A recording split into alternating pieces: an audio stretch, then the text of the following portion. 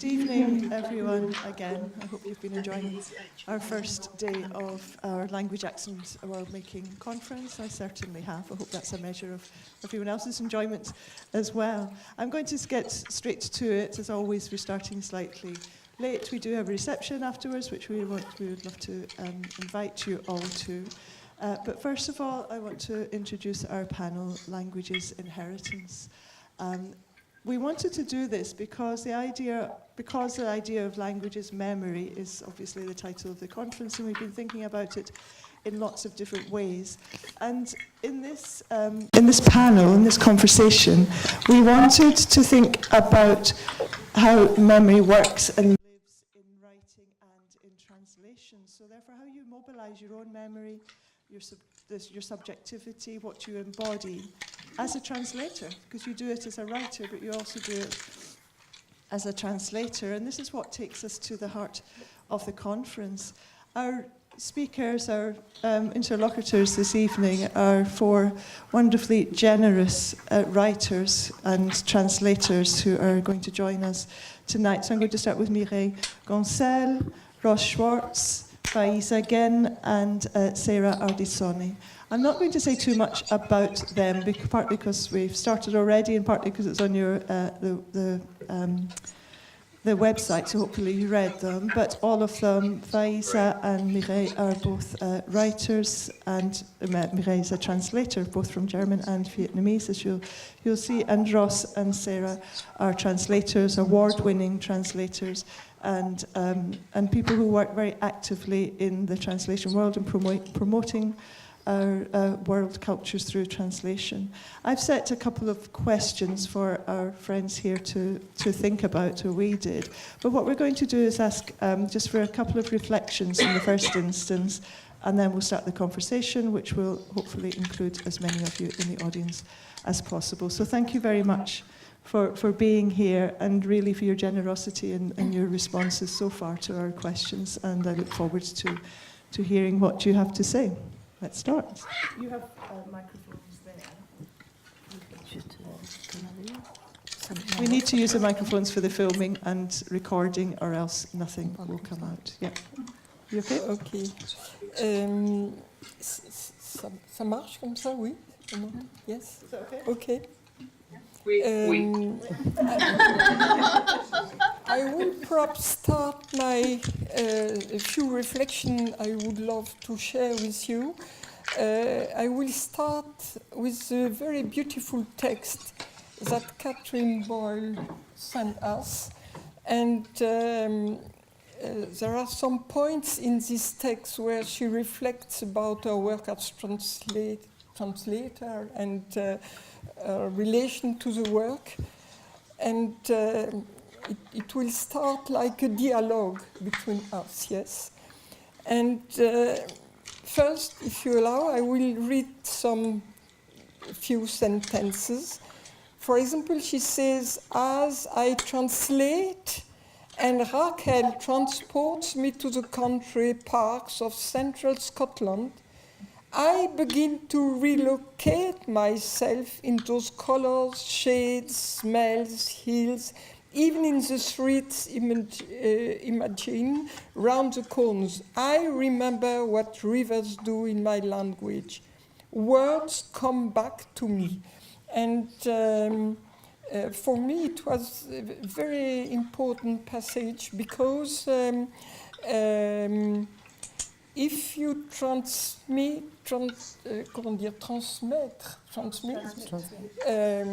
your lectors, and if you want to transmit this intensity of the landscape, of what the author has experienced and lived, here you express that you share this experience. But it can happen that you don't share it naturally. You read, and then how can you transmit this richness and all this, well, perhaps memory, or what is inside the words? And therefore, for me, always, even when it was sometimes a little difficult, I I took the direction of the writer and the poet, and I went to the place, and even the farthest journey I made was to Vietnam, when I translated Vietnamese poetry, because for me it was, I couldn't imagine how can I try to express my own feeling and experience of a landscape if I was not there. So, I mean, for me it was a very important stage in my work. And there is another place, if you allow me to quote you sometimes like this and cut in your text, when you say, for example, it's trust in the power of the imaginative force of language to draw readers close enough to feel, to recreate, to get there. And I think you speak of the imaginative force of language. And perhaps it's just a question, because the topic of our meeting was memory. And I ask you, or I ask myself, maybe imagination is a dimension of memory too. And so that was a question. And how can you transmit this memory, and suggest this imaginative force of the text and to the lector? And there is another point in your very beautiful text. It's when you speak of the otherness, l'altérité. And then you say, I am translating into my own known, which I am bringing back from strangeness. And then you say, I take, and yet you say, yet perhaps this story have to stay in a Venezuelan place of exile, point d'interrogation. And then you ask, you say, I take them for a walk and find my world of words. And I am very impressed with this quotation, because when you speak, you ask the question to stay in place of exile, and for me it encounters a very beautiful sentence of the philosopher Ricoeur when he speaks of the l'hospitalité langagière. For him, translating is a sort of hospitality. Yes. And perhaps there is an echo to this question you ask. A poet, you offer him the hospitality over your translation. So perhaps it's perhaps my answer to this question of exile. And then you speak of this otherness, strangeness, and I think it's a great risk of the translation is to, but I don't know what's the English word for this, de dépayser your own language, to put strangeness in your own language. But for me, it's a very first principle, perhaps I am too narrow in my mind, never to translate something which is strange with something which is so strange that nobody will answer it, and never create a strangeness. A strangeness is something you welcome, but you don't create it. So, may I perhaps introduce some reflection? And first,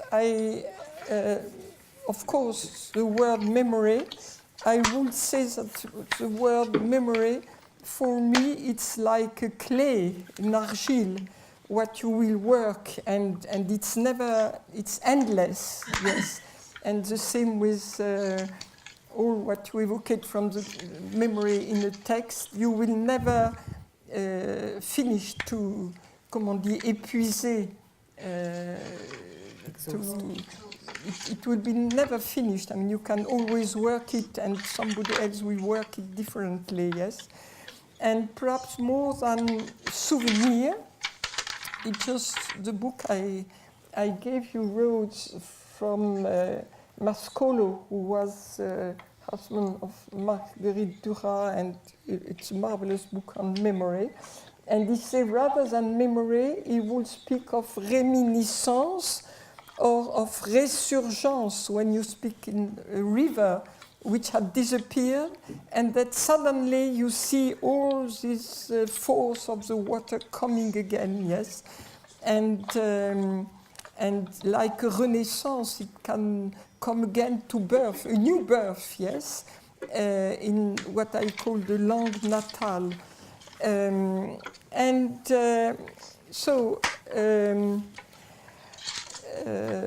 A few 2 or 3 years ago, I went to Jerusalem to meet Aaron Appelfeld. We had already some meetings in Paris and often a talk on telephone. And I mean, I don't know if I will try to resume. Appelfeld, as a child, he grew up in Czernowitz, which was Bukovina, belonged to Romania, then during the war, Russian, then the Germans, and now again Russia. And he grew up as a child in several languages. At home, as in the Jewish family of Middle Europa in those times, the language was the German. But of course, the surrounding language was written Romanian. His grandparents spoke Yiddish. And when the war came and his parents were killed, as a child, he escaped in forest, and then he arrived, I cannot tell you all the story, in what at that time was still Palestine. And he was 14, around that, 15, and his new language was Hebrew. And he grew to be one of the most important writers in Hebrew, but he had the memory of all those languages. And sometimes we spoke about it, and he says, but look, I cannot say I have any concrete element of those languages because I was a child, and I had to be absolutely silent during the year when I escaped. Nobody should guess that I am a Jew, could neither speak German nor Yiddish. And all those languages, they exist in me, but I don't possess them. I have no knowledge any longer.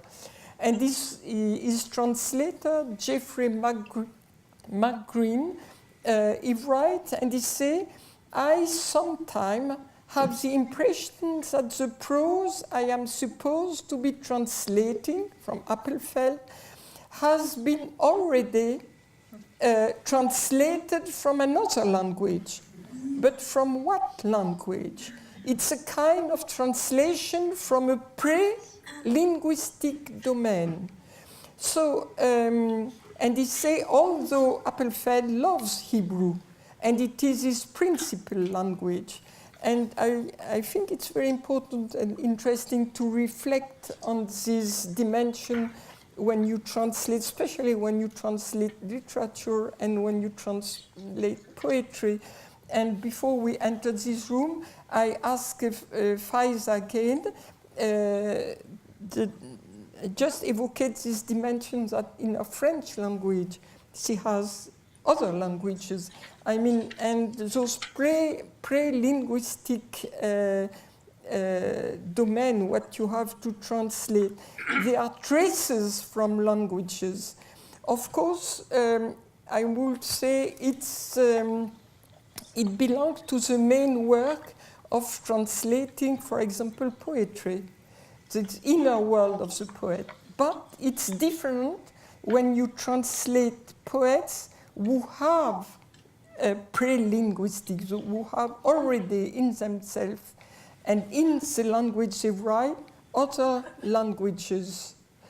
And for me, in my experience, I experienced this when I translated the letters between Paul Celan and Nelly Sachs. And in the German of Paul Celan, there are Hebrew reminiscences, Yiddish reminiscences. And in the German of Nelly Sachs, there are traces and more than traces. He refounded under the Nazi German language through the translation of the Bible by Martin Buber and Franz Rosenzweig, which he started, and it's not a hazard, at the beginning of the Nazi time. So it's a foundation of a language with elements, and you cannot avoid to consider those elements when you translate those poets. And so that's one reflection. And it was the same problem, I mean different, but the same dimension, the same question which I had to face when I translated the German poet Rainer Kunze. Rainer Kunze, at the time of the German Democratic Republic, how can I say, he was in opposition against a pattern of a realistic language, social realism. And when he translated the poet Jan Katzel from Moravia, he discovered through the translation his own inner language, which he had, he has refused it under the weight of this realism socialist. And this language of Jan Katzel opened him the inner language of all the songs that the mother of Rainer Kunze sang to him, of all the German poetry from the very simple people, countryside people. And it was, in fact, here, over this discovery of this Moravian language, which escaped the German influence in Czechoslovakia, that he came to his own inner language. And I will finish with something which seems to me very interesting too. It's the translation is as the work, how can I say it, the work of those people who, comment vous dites, qui puisent de l'eau. You draw the water. Draw water. Yes, and you go to the deep sources which are under the language of the writer, and I will mention here Imre Kertész. When I met Imre Kertész, it was interesting, it was in Berlin. And it's not an hazard that he went to Berlin. Unluckily for him, he could not die in Germany. He had to go back to his country. But he told me that for him, his inner language, it's the German that he had to speak when he was a child, because it was still the Empire Austro-Hongrois, this multicultural German. And he said, you know, it was a German without frontier. It was a German supranational, and where you could hear a lot of languages around it, and musics and sensation. And it was the same German as Appelfeld. The German, I spoke with Appelfeld once in Jerusalem, and he said, you see, I have the impression now I speak the German of my mother. And I said, but when you are in Germany, it's a different language, and I don't want to speak the German, I speak English.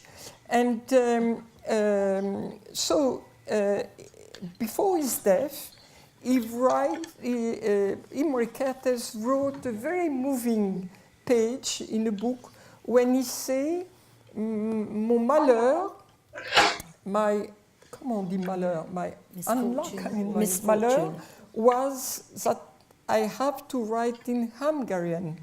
But mon bonheur, ma chance, my luck, no, is that I can be translated in German. I must say, he himself, he worked with his translator in German. And that's to tell you that if you read Imre Kertész in German, you will perceive etwas what you have not in the Hungarian language. And I could give you some examples, but I don't want to speak too long. And with some very important words in German, you find the meaning of those words in the explanations that Appelfeld will give you of those words, German from, I would say, a language which doesn't exist any longer because the people who spoke it disappeared and the Grand Empire Austro-Hongrois disappeared. And so, but that's a very fascinating question when you deal with it as a translator. And I think for me, it's very difficult to imagine that you can translate a text if you don't know enough and deep or have not the opportunity to go very, very deep in those different, how do you say, les layers of the language. So that's were my few remarks I wanted to share with you. Yes. I'm just going to say, thank you, that was such a beautiful start. I'm going to ask Ross to say a few words and then we'll go to Faïza again. I know there's lots and I know you probably want to start engaging already, but thank you so much, Mireille. Thank you very much for inviting us to speak. Because it made me actually, reading your paper and also just thinking about this made me think about a lot of things that I hadn't actually articulated. And when I saw translation and memory and translators, and then I thought, what am I going to say about this?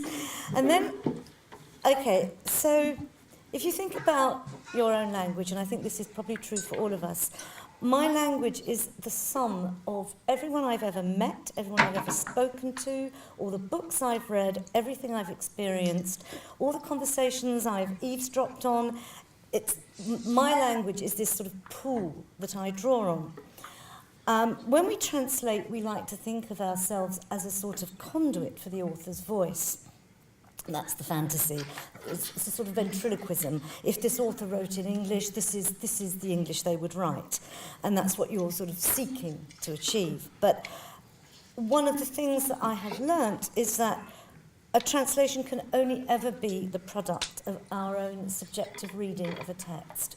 And we all respond to text differently. Even people reading a book in their own language, when they discuss that book, sometimes you wonder if they've read the same book because it's sort of filtered through the prism of their own experience. And as a translator, no matter how hard you try to be transparent, you still refract your reading through that prism of your life experience. You can't not do that, but you can be aware of what you're doing and be on your guard. And that's why no two translations of a given text can ever be the same.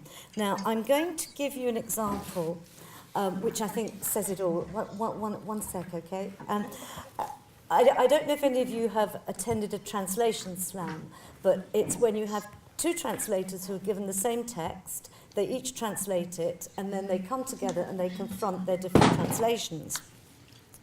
This is a slam that I took part in with Frank Wynne, who you may have heard of, a very distinguished translator.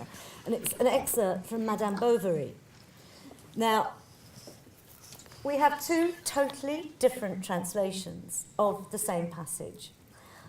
Neither is right, neither is wrong. One is not better necessarily than the other. But Frank and I both responded to the text. It's talking about, I have a lover.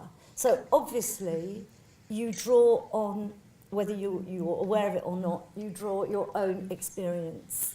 And that is how Frank and I translated the text. The only bit that's the same is, I have a lover, a lover. And so, at the level of a whole book, translators are going to translate books differently.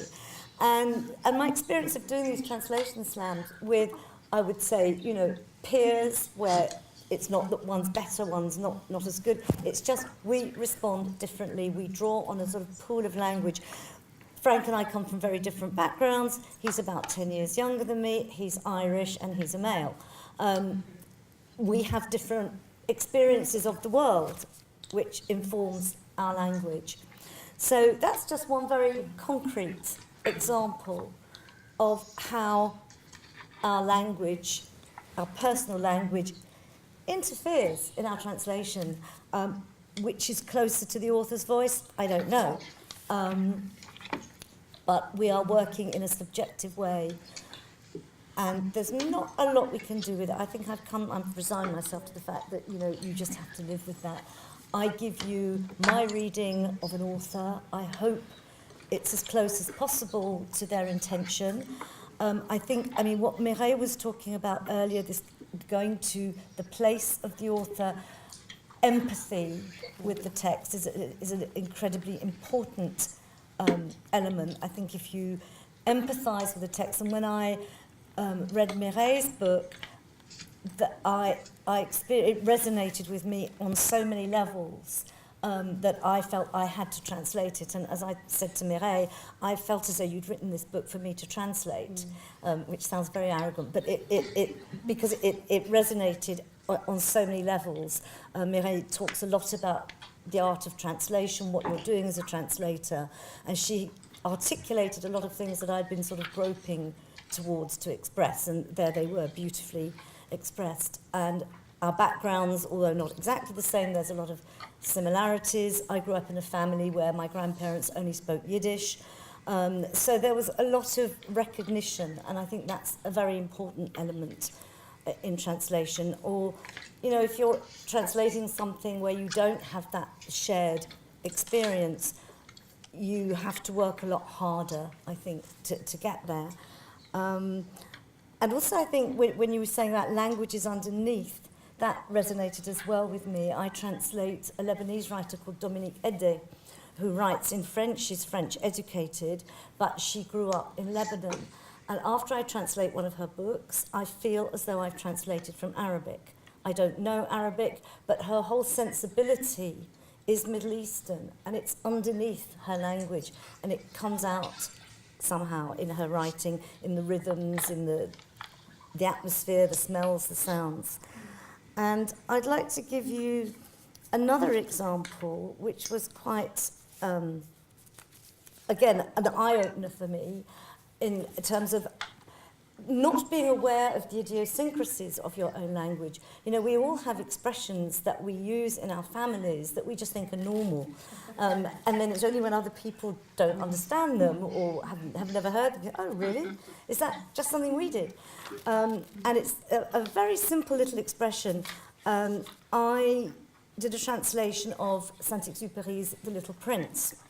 And there's one section in there where the little prince is talking to the pilot about the problem with baobab seeds. And if a baobab takes root on the planet, it could destroy the planet because they're such big trees and his planet is so small. So every morning he has to dig up the baobab seeds that might take root. And so the pilot says, gosh, that must be really tedious having to do that every morning.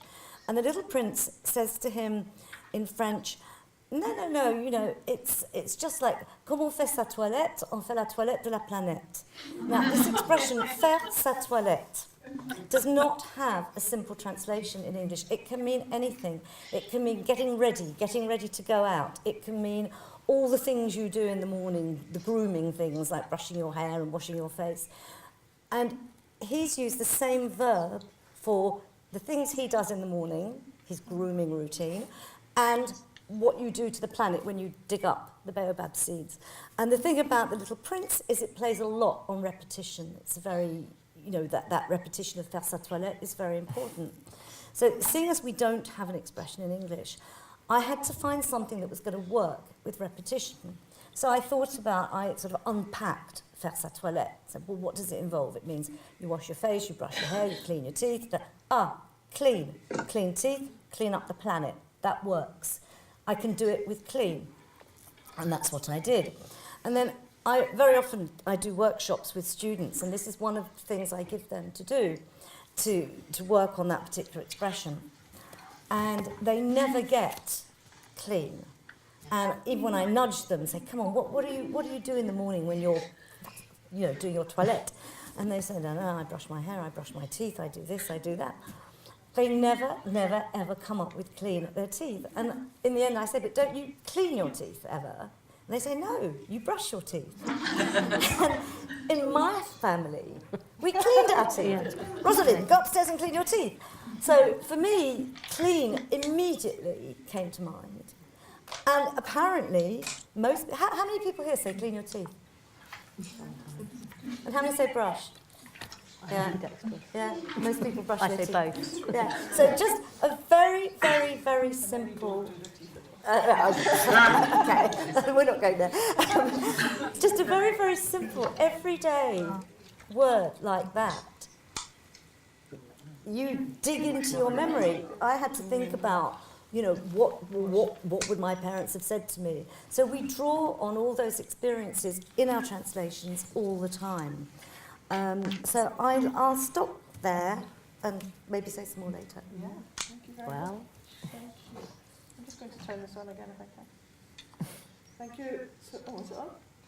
I'll just go on it. Yes, great. Thank you so much for starting. Can I just say a tiny little bit about this text that is being quoted? When we talked about language as memory and what we meant, I sent this very modest text that I'd written about the experience of translating a Venezuelan writer in exile in Scotland, and she writes about being in Scotland, and I'm translating it from England, and I found it, especially in the last few months, an incredibly moving and actually quite difficult experience at times about loss and about loss of home and family and language, and it was just to give a sense of what I mean about language as memory. So that's what they're quoting. I'm not asking you to read, and I just want to say this book that I've just started reading that Ros refers to. Mireille's book, Translation as Transhumans, is exquisite. Do read it. I got to know your work, Faïza, through doing some workshops in schools on Kif Kif Demain, and I have studied French. My French is very passive, but I was trying to think about creative translation through that, and it was great to work with our young people on this, and this is what the link through to you, Sarah, as well. So I'm going to pass over to you, and it's a real joy to meet you, because you can't imagine the joy that the young people in French classes in England are getting out of reading and relating to Kif Kif Demain. So over to you too. Thank you very much. We were just being asked actually today by a friend of Faïza's in the audience what the reaction was of young people. And we were saying that some of them thought it was British, yes, but only wanted to talk to Faïza, even though there were the two of us on stage. And some people really wanted to engage with the translation side of it. I think we thought that we might begin our conversation by rooting it in Faïza's book, Un homme, ça ne pleure pas, which is your fourth novel, but you've since written Millennium Blues, which is your fifth. But I'm busy translating the fourth. You're keeping me a busy lady. And the reason we thought we might root our part of this conversation in this is that it's very specifically about what you inherit from your parents and what you inherit culturally and what you inherit linguistically. And reading Mireille's book and thinking about that within the framework of Faïza's, there are so many similar issues, and yet in Mireille it's about Middle Europe and Jewishness and losing a language and then regaining it with all these ghosts inhabiting it. And in Faïza, it's a French that has so many other people at the party, so many other guests at the party, and you're French. And so very briefly, this is a book about an Algerian family who live in Nice in the south of France, and there are 3 children, 2 women and a boy, 2 girls and a boy, and they have very different interpretations of what they want to do with their cultural inheritance, and to what extent that makes them French or makes them not French, and whether French identity is plural enough to accommodate all those things. Is that a fair starting point for you to kick off? Moi, j'aimerais bien, pour commencer, rebondir sur ce qui a été dit avant, parce que je pense que la première traduction, avant la traduction d'une langue vers une autre langue, c'est l'auteur qui l'a fait, en fait. Shall I translate? Are there people here who would like translation? So Faïza would like to respond to Mireille by picking up on this idea that before the act of writing, there is a translation that already takes place, which is the translation that is conducted by the author. Et c'est pour ça que je crois que justement, je me sens proche et je suis assez fascinée par le travail de traduction. Which is why Faïza feels quite close to the subject matter and fascinated by translation. Parce que je me sens proche de cette recherche. Because I feel close to that process of research. Parce que moi, j'ai l'impression que c'est mon travail de traduire les sensations et les émotions, et que c'est un travail de traduction aussi d'une certaine manière. Because I feel as if my job is about translating emotions and feelings, and that's an act of translation in itself. Et les challenges aussi dont parlait Rose tout à l'heure, de trouver justement le mot juste qui fait vraiment résonner et qui donne un écho à la sensation, c'est une recherche que je comprends complètement en tant qu'auteur aussi. So this research that Rose was referring to is something that Faïza understands entirely, which is how do you find the right word that's going to conjure the right resonances. Donc voilà, pour moi, c'est une recherche qui peut être aussi apparentée à de la traduction. Qui peut être aussi apparentée à de la traduction. La recherche de... Yeah, okay. Yeah, so it's a research that can seem like translation, the research of the writer. Et après, pour dire un petit mot sur notre relation, parce que talk about our relationship. Je me sens très privilégiée en fait de pouvoir participer d'une certaine manière au travail de Sarah. So I'm going to add a tiny bit, which is that we've known each other for 12 years now. We've been collaborating for 12 years. And Faïza is very kindly saying that she feels very lucky to participate in the process of translation, because I've just bored her rigid with about 2 hours worth of questions this afternoon about this book. C'est une manière en fait de me rechallenger une nouvelle fois. So it's a way for Faïza to challenge herself all over again. Et de le faire avec toi, donc de le faire ensemble. And to do it together this time. Pour de nouveau peut-être trouver la encore meilleure manière de dire la sensation que j'ai éprouvée il y a 5 ans en arrière maintenant ou plus. And so it might be that through that collaborative process you actually find a better word than what you wrote 5 years ago. So that, and I think that's the same for all of us, because this business of memory, it's a continuous thing, and as we've seen with Frank and Rose's examples, so different, and if you did them today they would be so different again, and so that's a constantly evolving thing. And I've had that on this book, which has been on quite an interesting trajectory. It was commissioned in one way, and that publishing relationship had to be discontinued, nothing to do with us, it was to do with the publishers. And then the book had to be put on hold, but I'd translated 10 chapters, and now I'm reprising it 3 years later, and sort of going, oh, about some stuff really endures, and some stuff, I'm a different person, and Faïza's a different person, and Faïza even this afternoon was thinking, oh, maybe we could say it, actually put it that way, and that would be better than the original French. So that memory is also about the impact that archaeological research has on the future. It's a sort of dynamic thing, isn't it? Can I just respond to something that Sarah said? When I translate a book, I do my first draft, and then I print it out, and then I edit it on paper. And then when I've edited the whole thing on paper, I transfer those edits onto the screen. And so there's a sort of several weeks can go by between the edit and putting it on screen.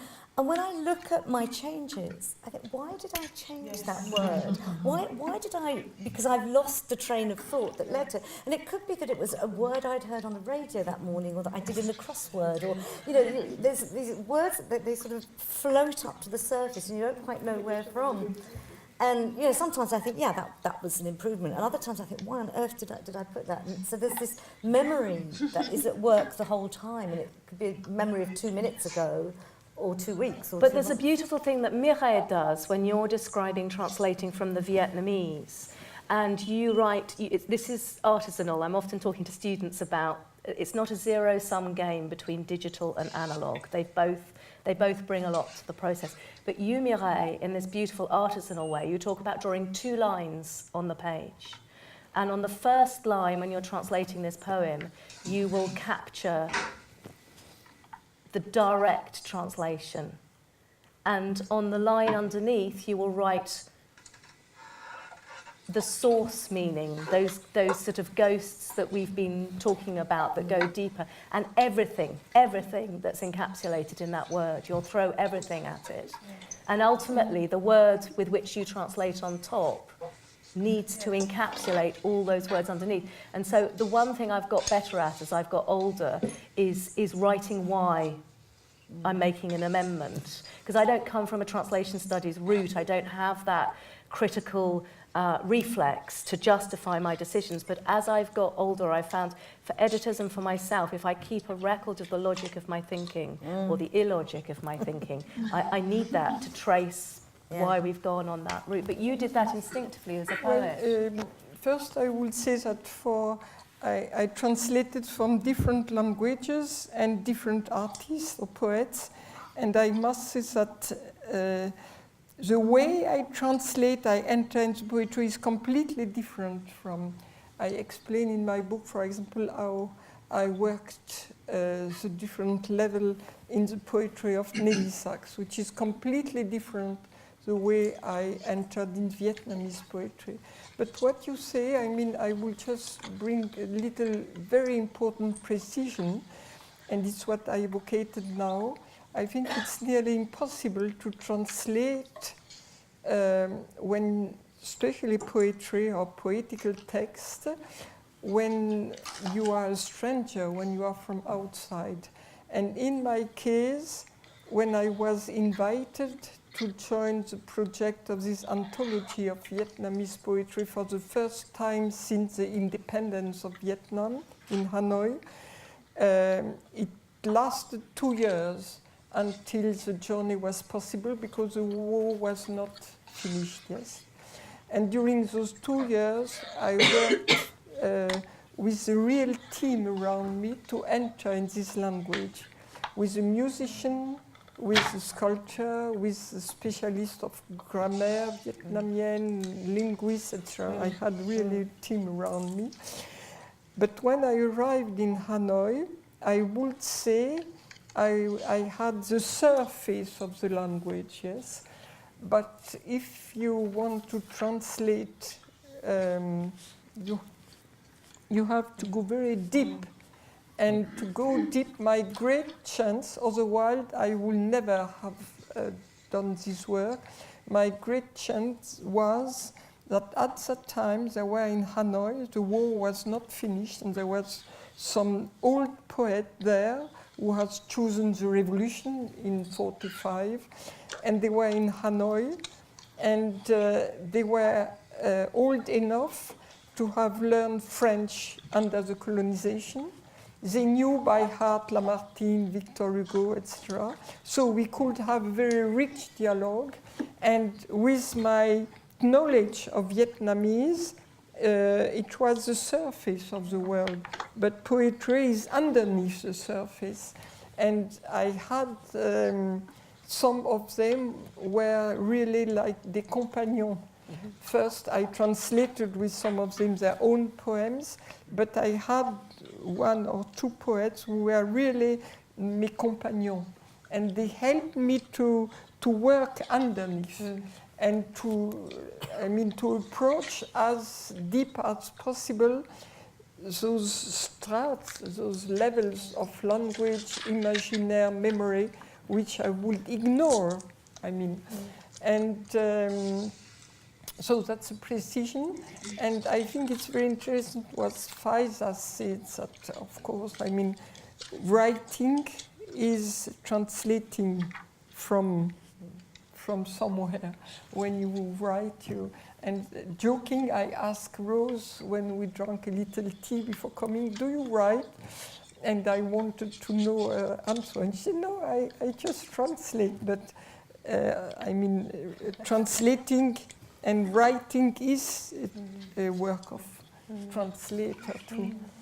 But So if we bring it back to the characters, the boy and the two girls and their journeys, and I know for me translating you, I think humour and dialogue are the place where we meet, because we have very different cultural backgrounds, and that's a whole other conversation, particularly in these times. But humour and dialogue are the place where we meet, and where I can tell if I'm bringing you alive or not, if it's still funny, and if the dialogue is still alive then.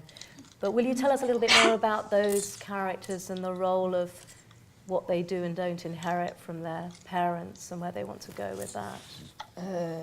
Là, c'est vrai que le sujet du roman de Un homme ça ne pleure pas, ça se prête bien pour la discussion parce que So the subject of the novel is well suited to this conversation because c'est la mémoire et la transmission et l'héritage le sujet du roman. it's memory and how that's handed down and inherited. Et même par extension, en fait, c'est le sujet qui traverse un peu tout ce que j'ai écrit jusqu'à maintenant. And in fact, that's the theme that's sort of cut through all of Faïza's work up until now. Parce que si je veux être, j'essaie de réfléchir à pourquoi justement c'est important pour moi d'écrire, même si je suis dans une écriture très intuitive. So Faïza's trying to think about why it matters so much to her to write, even if the way that she writes is quite intuitive. Et je pense que justement c'est garder la mémoire. And actually why it matters is because it's holding on to memory, it's keeping memory. Parce que moi je me sens comme dans une filiation de gens qui ont toujours raconté des histoires mais qui les ont pas, qu'on n'a pas capturées, qui s'en vont en fait, qui sont. So Faïza feels as if she's in a line of people who have always told stories, but who haven't necessarily been able to capture them, hold on to them. Ouais, que ces mémoires et ces histoires, elles disparaissent, et c'est comme si je me sens comme un peu la dernière qui peut les. It's as if those memories and those stories are at risk of disappearing, and Faïza feels almost as if she's the last one who can kind of gather them back in again. Et donc pour revenir à ces personnages, So returning to the characters in the book. L'idée c'est que j'ai écrit ce roman en essayant de raconter comment trois frères et sœurs, en ayant le même environnement social, la même éducation. So Faïza was writing this book trying to show how three brothers and sisters having the same education, the same environment. Comment ils ont finalement trois manières différentes d'appréhender cet héritage et d'en faire quelque chose, de le transformer. Had three different ways of understanding their inheritance and three different ways of transforming it. Et donc l'idée c'était d'avoir justement trois couleurs et trois différents personnages assez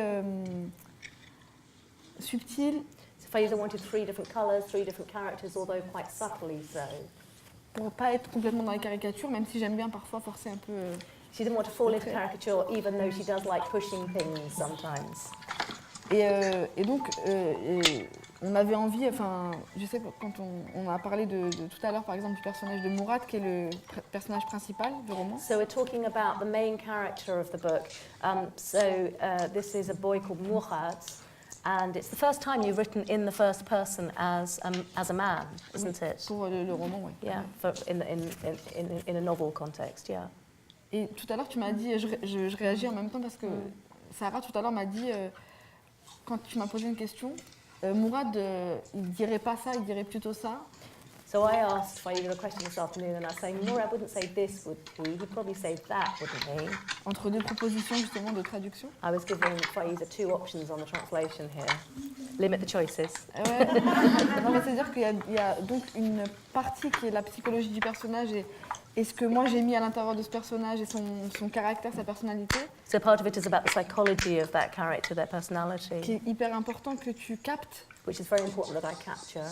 pour pouvoir le traduire de la meilleure manière. Parce que si tu connais pas mes personnages et que tu les as pas appréhendés de cette façon-là, par ce côté-là, c'est difficile après d'avoir une traduction fidèle du coup. So you've got to have that capturing of the character because otherwise you can't translate them. Donc ça c'était la parenthèse sur la fidélité en fait au personnage.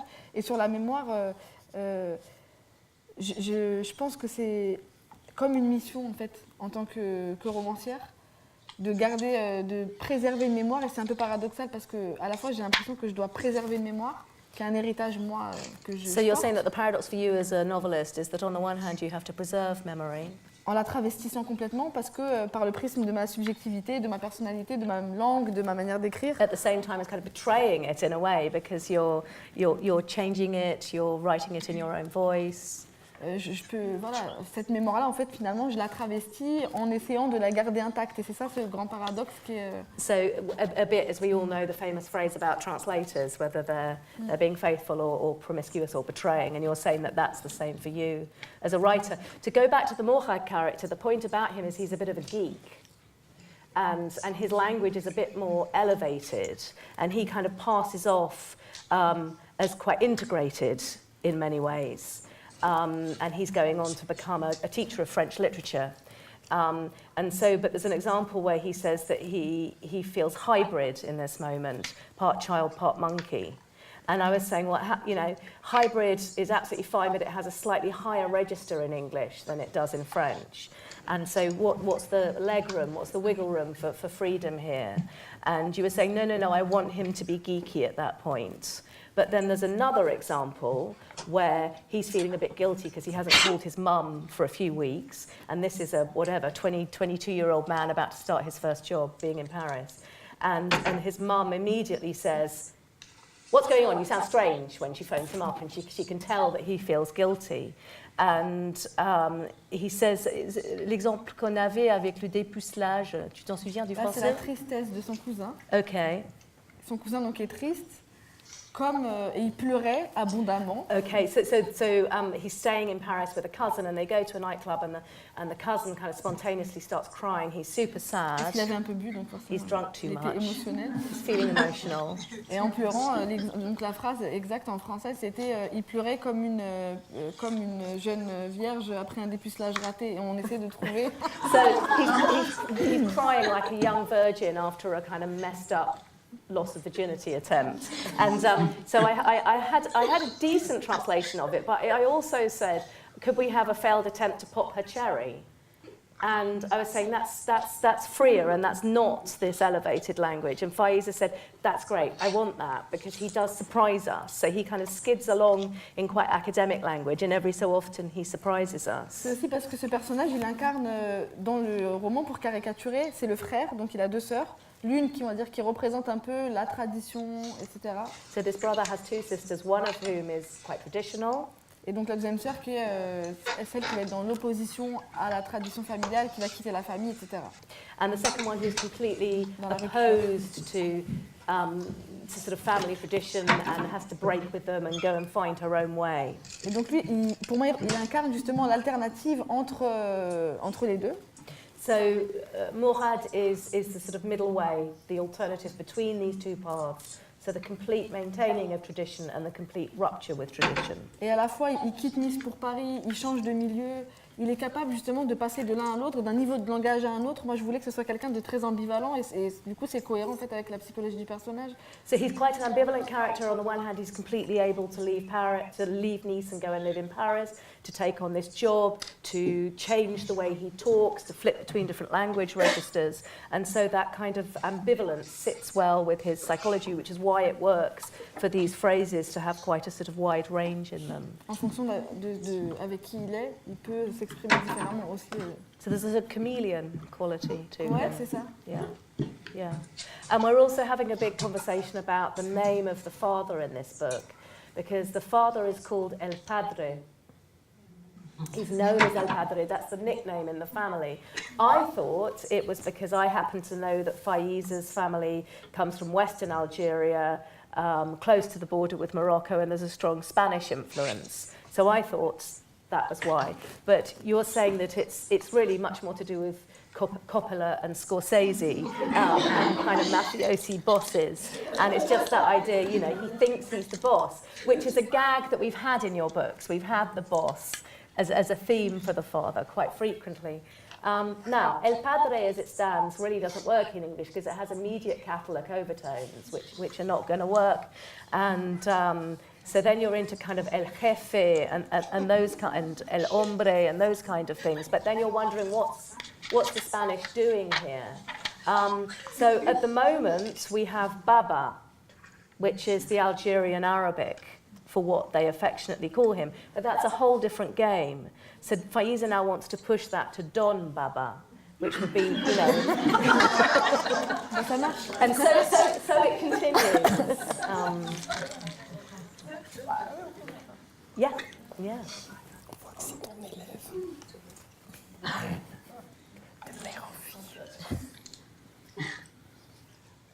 Thank you so much. I'm going to open this up, but before we started, I just wanted to read a short paragraph from Translation as Transhumans, because I think it really relates to everything. It's quoted in the introduction, but it's beautiful. And transhumans as the movement of flocks across pastures in the summer.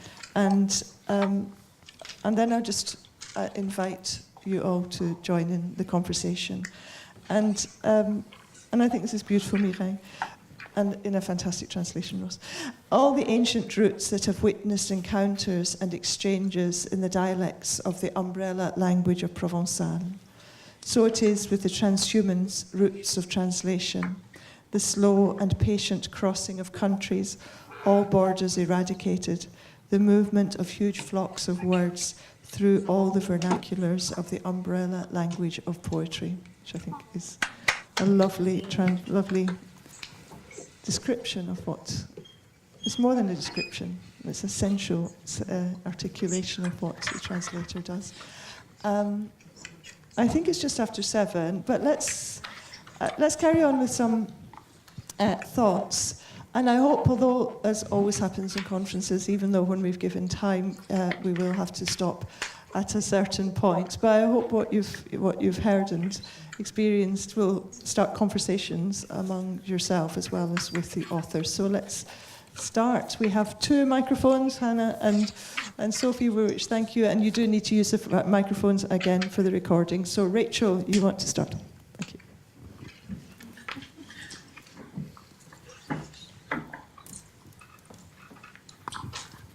Thank you for a really rich, wonderful, interesting discussion.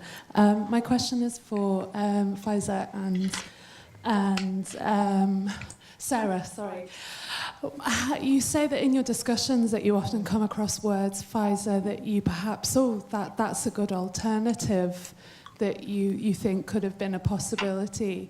You're on your 5th novel now. How far, when you write, are you thinking about working with Sarah? Are you thinking about translation into English or any other language? Est-ce que tu penses à me mettre des pièges? Moi, j'ajoute ça, mais est-ce que tu penses à la traduction même quand tu es en train d'écrire? Pendant l'écriture, oui, vous voulez dire? Non. Ce serait tellement pervers, non? That would be so perverse. No. Mais en tout cas, c'est sûr que quand le livre est terminé, évidemment, But of course, when the book's finished, j'envisage le travail de la traduction avec Sarah, toujours avec beaucoup d'enthousiasme.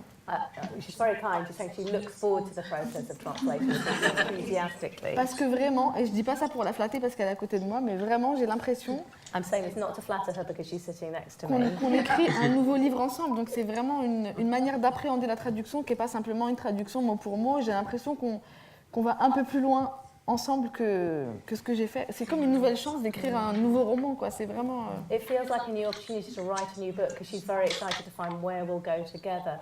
I think the particularity of our relationship is that we're both quite collaborative instinctively. And Faïza writes a lot for film. I come from a theatre background.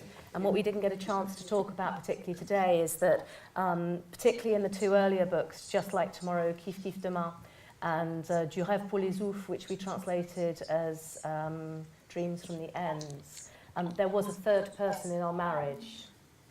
And the third person in our marriage is an amazing woman called Cleo Soazandri. And we got to know her. I'm based in Brixton now, and there was at the time a youth magazine called Live Magazine by and for 12 to 21-year-olds. And she was the editor.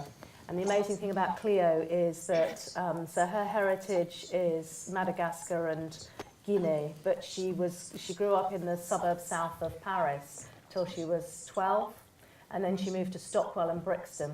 And I met her when she was 21, and she was about the same age as you at the time. And so the amazing thing about Cleo is that she's bicultural, she's bilingual, but she's bilingual also in urban slang in both contexts. And so we worked quite a lot with the young slangsters of Live Magazine, and to the point that even when Faïza wasn't around, I would go and do kind of scratch performances of drafts of the book with those young people and say, you know, what else would you suggest here, and how might we change this? So I think collaboration is quite built into the way that we like to work, as well as the moments of solitude. Yeah.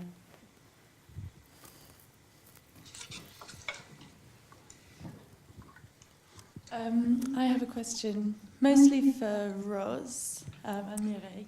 But I was wondering, when I read Translation as Transhumans, something that I really enjoyed was reading these sort of layers of translation, where Rose had translated the French for Mireille's translation of a Vietnamese poem or a German poem.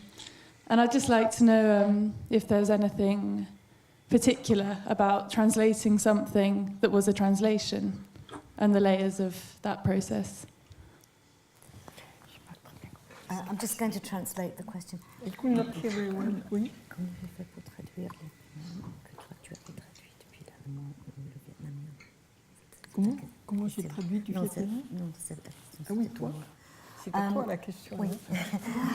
First of all, most of the poems were already translated. All the Nelly Sachs poems that Mireille cites exist in translations by very distinguished translators like Michael Hoffman. So I did not translate from her translations of German. For the Vietnamese, I translated from the French, but I referred back to Mireille. We went through them together to make sure that, I mean, I could only translate really for the sense, not for all the layers that were underneath. So I didn't actually translate, and I think there were one or two that we translated from the German, but I went to Lyon and I sat down with Mireille and she explained any nuances and sort of endorsed the translation.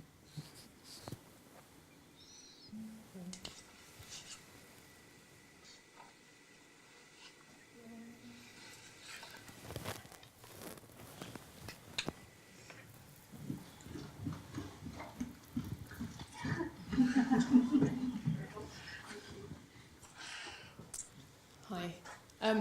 I suppose my first question would be, can you all please come and talk to my students? Because I thought that was really fascinating. Pleasure. And I could learn an awful lot from you. The second thing, I'm going to do that awful thing and say that this isn't really a question, but it is, and I really don't like it when people do this, but I'm sorry. I'm sort of bursting with this idea that I'm so interested in this idea of ventriloquism that you mentioned first, Roz, and this idea of how, and listening to you all speak, it really comes across how much work goes into what you might characterise as kind of erasing yourself. And you say, obviously, this is an impossible task.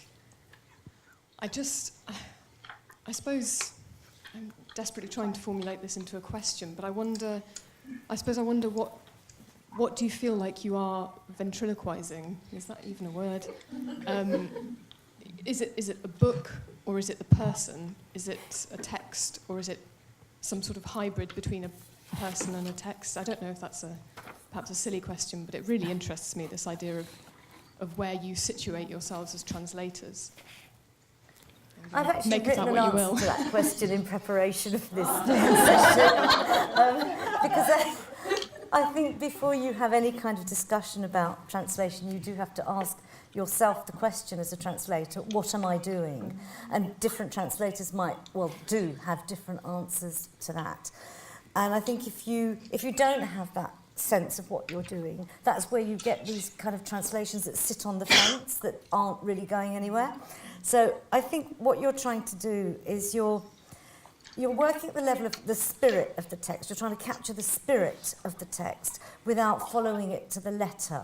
So you're not working at the level of the word, the line, the sentence, but at the level of the whole. It's a holistic thing with, and you're capturing the energy and the texture and the voice of the source text, replicating those in the translation, but drawing on the resources of your language. So what this text does in its language, you have different resources at your disposal working within English. And I think, you can be very creative within your own language to resolve those sort of questions. And I think that a good translation conveys what's written between the lines. So there's what's on the page and there's what's underneath it. What Mireille was talking about, the sort of subterranean currents. And that's the nebulous thing that's so hard to pin down. And a good translation exudes empathy. And what you're trying to do is elicit the same emotional response in the reader of your translation as the source text elicits in its readers, which is going to be different for every reader. But, if the French readers are all crying, you want your readers to cry. If they're laughing, you want them to laugh. And it's also this fine balance between not colonising the work and not making it sound as though it was written, by an English person in England, preserving the joys and the beauties of its otherness without turning it into something that is completely sort of standardised as English, but not resorting to weird foreignization either, as a lot of sort of 19th century and early 20th century translations did. And it's trying also to resolve the tension between meaning and music. So on the one hand, you've got what the words say and the meaning, but you've also got the music. And I think translators sometimes forget that there's that dimension as well. So it's this tension, it's always this tension between meaning and music. So you're sort of bold and creative, but while being very respectful to the original text. So that's what I'm trying to do when I translate. I don't know what the rest of you feel. I've been thinking quite a lot recently about what permission we give ourselves to dare to imagine. So I was very glad that Mireille asked that question, is imagination a dimension of memory? And I say that because I'm very aware that it happens that a lot of the writers that I am passionate about and whose language speaks to me look nothing like me. And so I'm at a curious time where the elephant in the room is cultural appropriation. And the last thing I want to do is to whitewash Faïza and say, actually, she's short and red-headed with Irish ancestry. And so where's the point where we meet?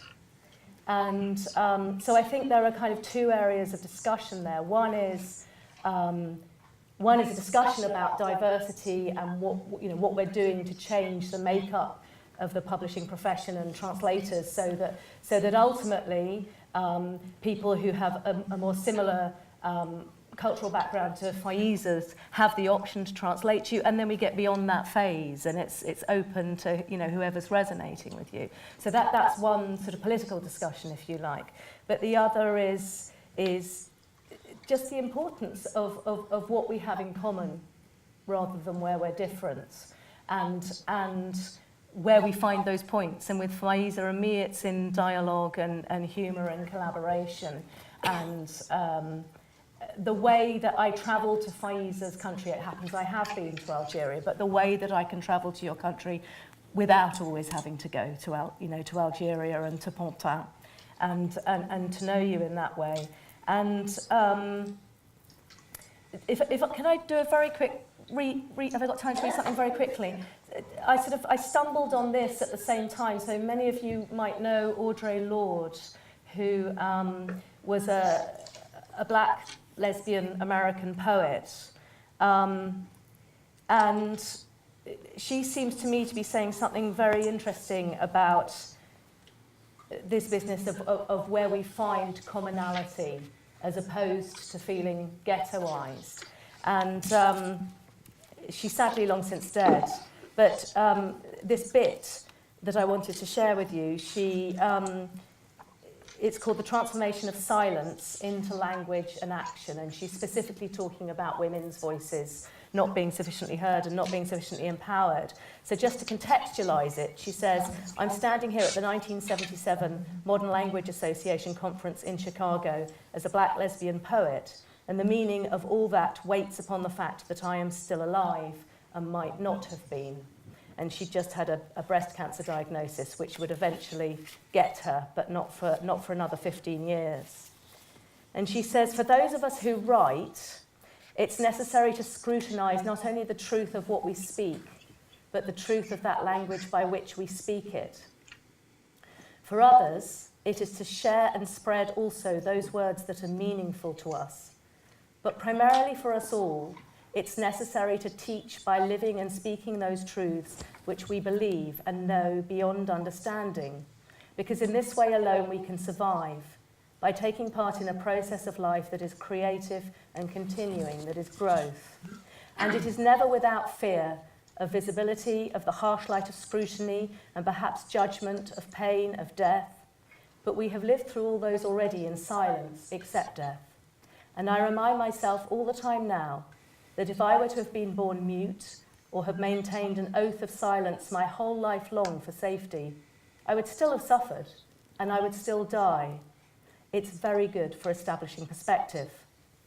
And where the words of women are crying to be heard, we must each of us recognise our responsibility to seek those words out, to read them and share them and examine them in their pertinence to our lives. That we not hide behind the mockeries of separations that have been imposed upon us and which so often we accept as our own. For instance, I can't possibly teach black women's writing. Their experience is so different from mine. Yet how many years have you spent teaching Plato and Shakespeare and Proust? Or another, she's a white woman, and what could she possibly have to say to me? Or, she's a lesbian, what would my husband say? Or my chairman? Or again, this woman writes of her sons, and I have no children. And all the other endless ways in which we rob ourselves of ourselves and each other. We can learn to work and speak when we are afraid in the same way we have learned to work and speak when we are tired. For we have been socialised to respect fear more than our own needs for language and definition. And while we wait in silence for that final luxury of fearlessness, the weight of that silence will choke us. The fact that we are here and that I speak these words is an attempt to break that silence and bridge some of those differences between us. For it is not difference which immobilises us, but silence. And there are so many silences to be broken. And it was very amazing to land on that in terms of thinking about the act of daring to bridge silence. And again, it comes back to Mireille, because you have that beautiful image of translation occurring where there is no bridge and these hands are reaching out across. And I also really identify with the image of hosting and hospitality. For me, that's a big, big part of being a translator. I used to live on a tiny Greek island that had 100 people on it in wintertime, and I learned Greek as a 30-year-old. And the word for stranger in Greece is xenos, and the word for loving your strangers is xenophilia. And obviously the word for hating your strangers is xenophobia. And this was an island that had a village and a hamlet. And the hamlet had 2 families in it. And the hamlet was made up of Xeni. Okay? These places are a kilometre apart, but those are strangers there. And so for me, translation, it's that thing of what are you bringing home? How do you make people feel comfortable in that language? How do you host them whilst keeping their integrity and their intactness and their otherness, but making them feel comfortable in that process? Yeah.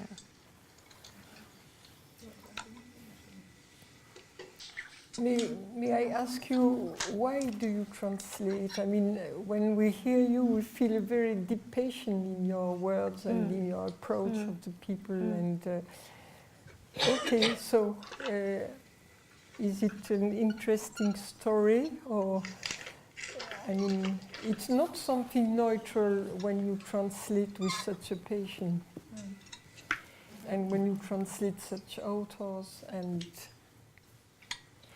Funnily enough, we had supper a week ago with someone who knew me kind of 15, maybe 20 years ago.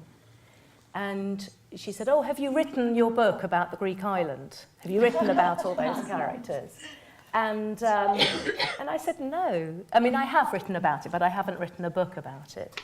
Why not?" And it wasn't the moment to go into a lengthy explanation, and it was posed quite aggressively, that question.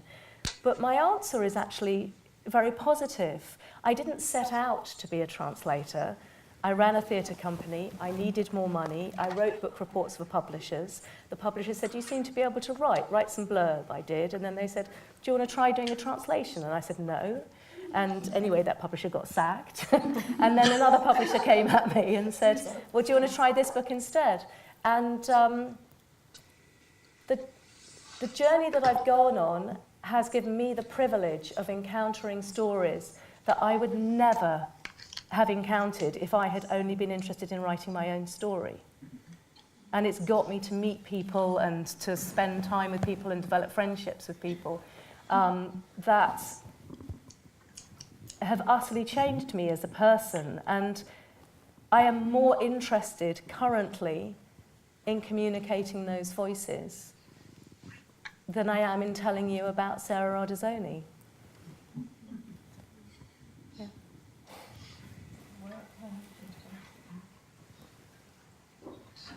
Thank you to everyone. I think it's a good place to end, because translation is so much about bringing stories from one place to the other, things that we don't have, and bringing them into our culture and taking them out of our culture as well. Thank you so much, Sarah, Faïza, Mireille, and Ross.